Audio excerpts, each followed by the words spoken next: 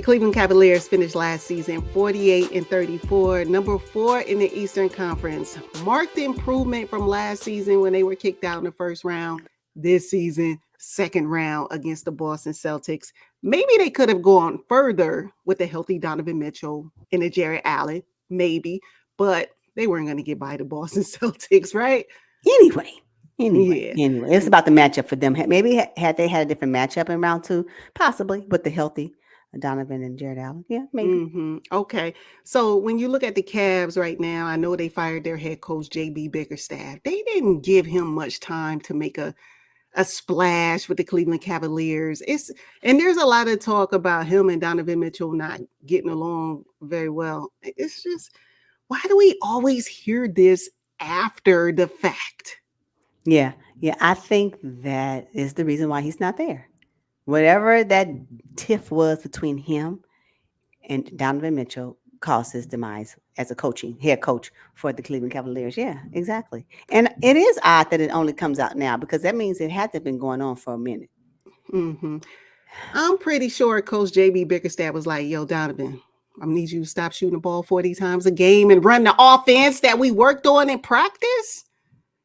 Don't you got a co-star in Darius Garland that can do some of that work?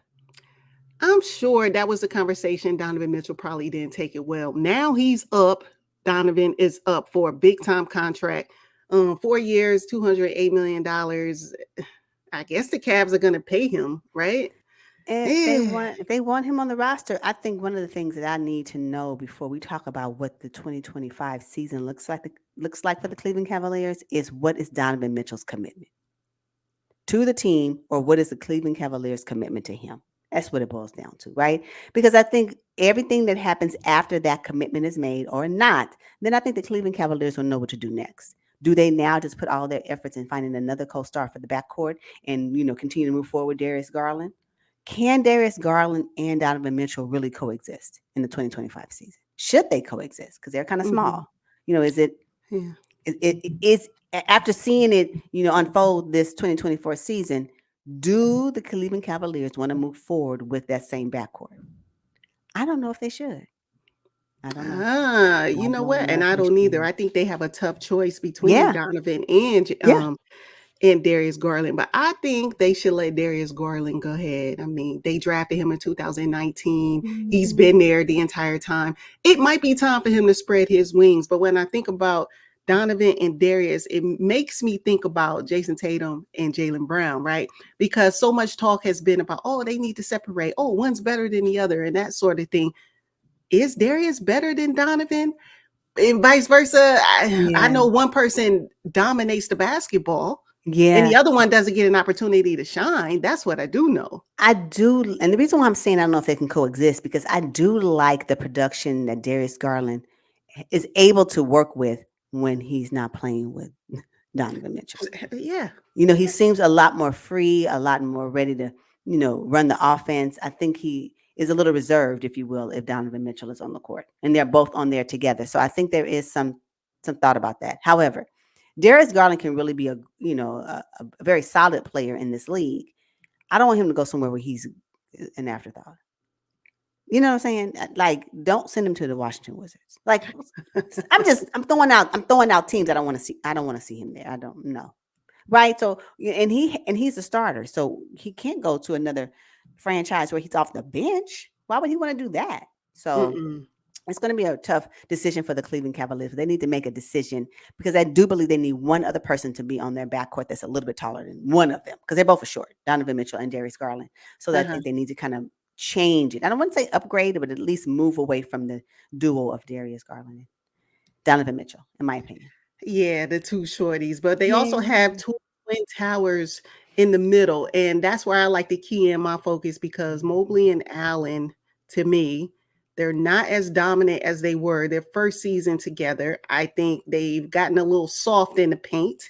And if you think about it, Mobley only played 50 games for them this season, whereas Jared Allen played 77. But when you needed him the most in the playoffs, he was nowhere to be found.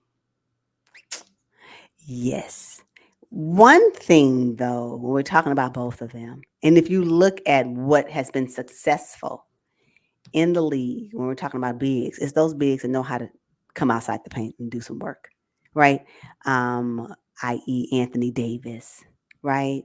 Nikola Jokic, I can always say his name. And there's other players. Oh, Kristaps Porzingis, Oh God, yeah, yeah. recent, right? So I think there is something to say about that. Do we need another Rudy Gobert? Do the Cleveland Cavaliers? Because if you don't, if you want that, then that will be your Jared Allen. You know, however, Evan Mobley, because of his youth, what is he, about 23 years old? I think he's Yeah, about he's 23. young. Mm-hmm. He's young, he can still be developed, and I think if he were to really tighten up on his skills, I believe he'll be able to now go to the perimeter and do some dirt, maybe do more better at the mid-range, right? So I think there's a lot more room for growth with him. I'm not saying that Jared Allen couldn't do it, but I just don't know if that is his skill set or his desire. He doesn't give me that. He gives me true old school traditional big. That's what he gives me. And I'm not saying there's anything wrong with Yes. that, right?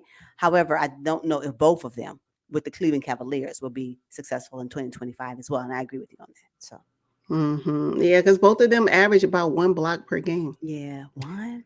One. Hey, when you looking at Jaylen Brown, who can get you 3 in a game, No, there's that's no what I'm reason. saying. Oh yeah, why Mobley and Allen should Yes. be averaging 1 block per game at Right. their size. Yes. Unbelievable. Yeah, yeah, yeah. So maybe they're so busy trying to defer to each other. It could be that. Not saying that if they were doing it by themselves, and we got a chance to see a little bit of what that looks like since Jared Allen didn't play in the post. Well, he didn't really play in the postseason.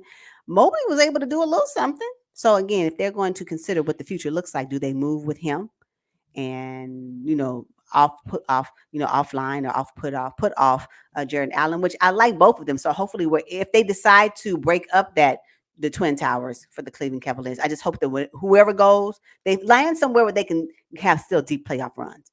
I don't want them to be sent to Charlotte Hornets. I don't want people to, unless the Charlotte Hornets come and show up next year, and they could, right? You never know. We were shocked that OKC did what they did. So anything can happen, right? But Mm-hmm, I mm-hmm. want more from those players, especially since you've seen them and they've been to the postseason at least twice Yes. together. Now, So when you think about the Cavs bench, I mean, anytime you look at their depth chart and you got the starters listed as the second squad that's a and the first problem. squad, yeah, it's like what y'all Yeah. ran out of talent.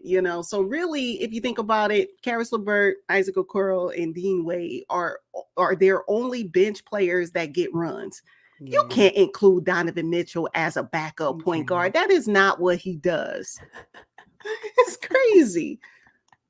No, you know what? And bench play is so critical, right? Let's think about what that looked like for the New York Knicks this season.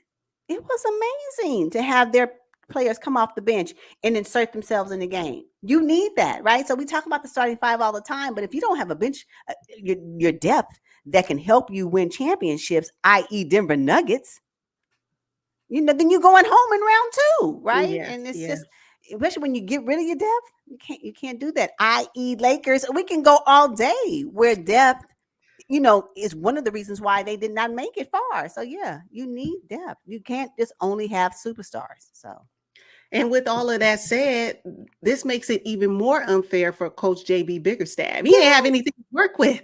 nothing to work with. He did the best he could, and then you got Donovan Mitchell doing his jazz things. Right.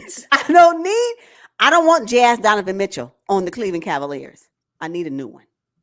And when he starts to give me jazz type play, when he was with Utah Jazz, if nobody knows what I'm saying, jazz, I don't want that Donovan Mitchell. That Donovan Mitchell wasn't successful as he could have been, right? They didn't really, Donovan Mitchell is a great player, but sometimes I think it's him. Is it him? Yeah. I mean, if you look at the common denominator amongst both I teams, I mean, know. yeah, it could be. And I just think it's his domination of the basketball that is the key problem. Now, I know he's a shooting guard. That's what they do, right? But you got to run the offense. Because if I'm playing with you, if I'm a power forward on a team led by Donovan Mitchell, I don't even need to run down the court because I know you ain't going to give me the ball. You're going to launch a three or you're going to take a mid range or you may even take it to the hoop. Why am I even out there? Mm-hmm. And that's how I felt about that's how I felt Darius Garland may have felt during the playoffs. Mm-hmm. Yeah, yeah, yeah. I 100% agree. The James Harden style play is gone. That's it. That's